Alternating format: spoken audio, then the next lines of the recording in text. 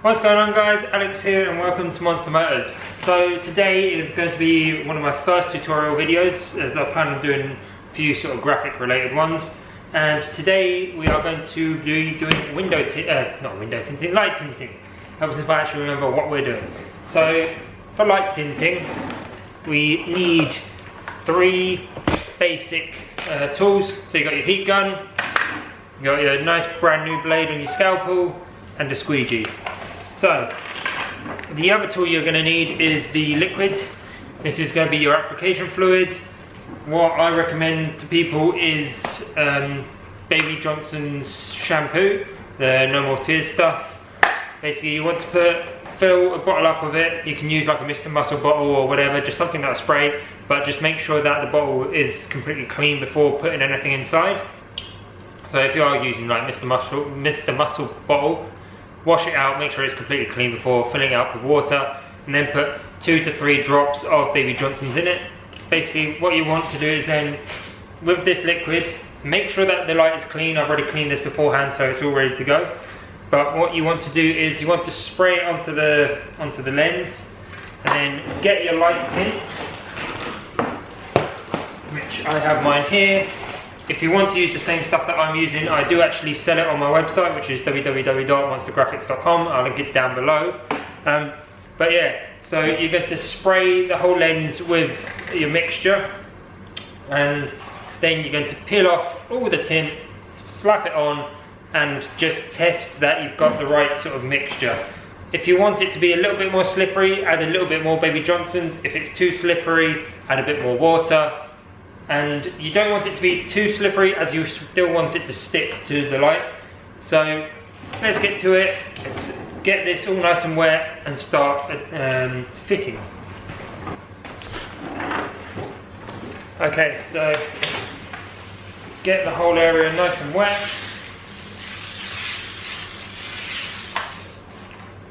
Done. Now peel off the backing of the light tint. If I can pick it, there we go. Getting it started is always the hardest part. So peel it all off, slap it on, job done. So you're going to want your squeegee, and you're going to start pressing down some of the areas just so that it is in place. Now what you want to do is you want to get a nice flat area done first. Then when you start to come to the edges where it's a bit more curved, you're going to want a bit of heat. So that's where the heat gun comes in handy. It helps if you're able to plug it in and turn it on. There we go. Minor technicalities. So heat gun, give it a little blast of heat. You don't want to overheat it too much, or else it will just overstretch and not want to stick or tear. So once you've heated it up, get a bit of, just pull it a little bit and squeegee away. Now, if you do get little creases, that's absolutely fine. Just heat it up and the material goes back to how it was, and then re-push it down. So you're just going to want to repeat this all the way around.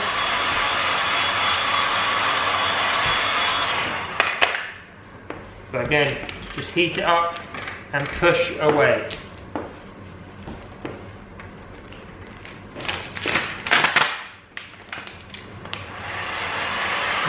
You can always sort of lift it up and re-stick it back down. That's absolutely fine.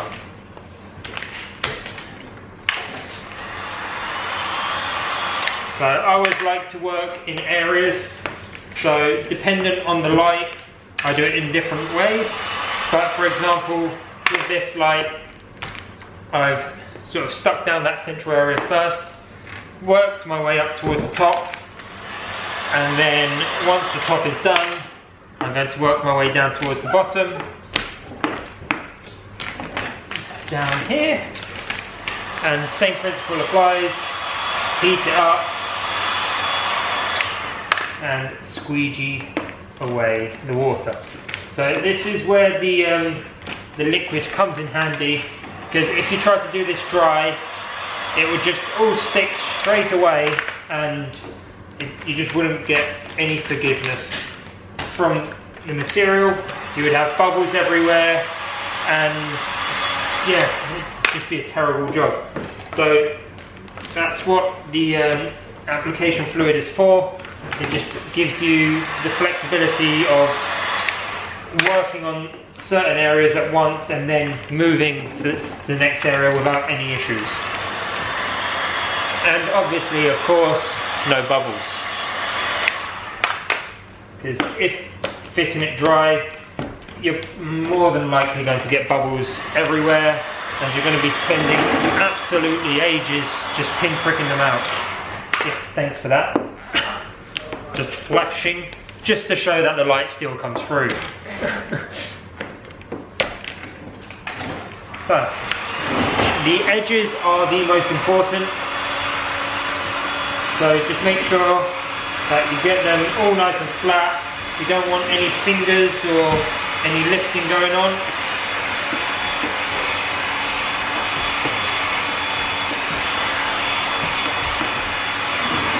And there we go. That is the light tinted. So what you want then is your scalpel with a nice brand new blade on it. If it goes into focus, if it doesn't, never mind, it's just a surgical blade.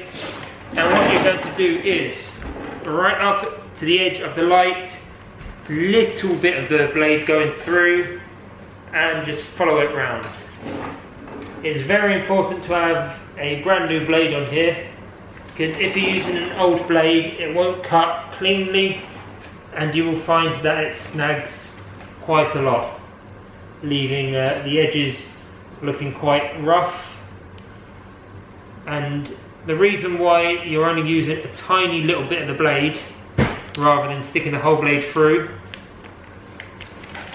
so that, if I can get this to focus, basically that is as much blade as I have going through. I use my finger as a guide to keep it at that level, but basically if it goes in too much, let me refocus on the car, you might cut any rubber seals or anything that's around the edges of the light. So once it's cut, peel the rest off. And now this is the most crucial point. So what you're going to do is heat up the edges and just keep pushing down with your squeegee. What you're going to notice is something called fingering going on.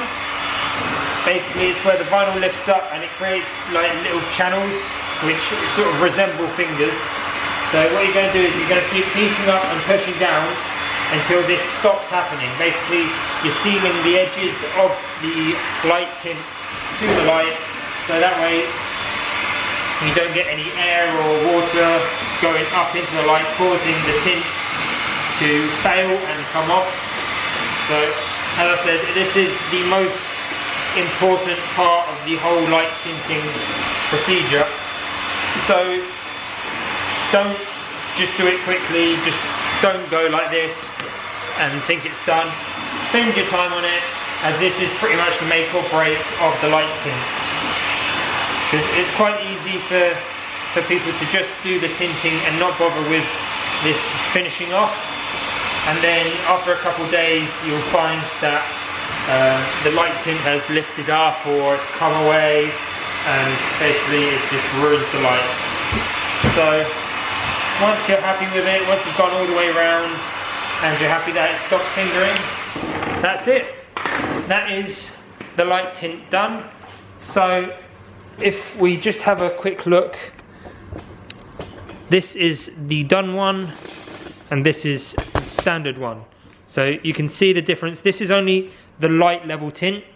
I do have a darker level tint, but I usually only sort of use the light on the front, because the dark level tint, it does look great, but it does sort of reduce your visibility by a fair bit, whereas this, you don't really notice the difference in the visibility because it sort of gets rid of the chrominess. Like, I think you should be able to see between the two lights, that one's a lot more chromy and this one sort of just dulls it down a little bit, just gives it a sort of nicer, cleaner look rather than leaving it stock. But I usually recommend doing the rears with the darker tint because you can still see all the lights clearly from behind, so like your brake lights, indicators, all sorts, but you just sort of get that nice stealthy look. So yeah, I hope you guys have enjoyed my sort of first tutorial video as such, and I'm probably going to be doing a couple more related to graphics, so like sun strip fitting, vinyls, all that sort of stuff. If you've got any sort of ideas of what you want to see me do tutorials about, like anything involving the stickering world, then just do let me know in the comments below and I will try and get them all sorted. So yeah, thanks for watching guys, and make sure to subscribe as there will be plenty more videos to come. Cheers!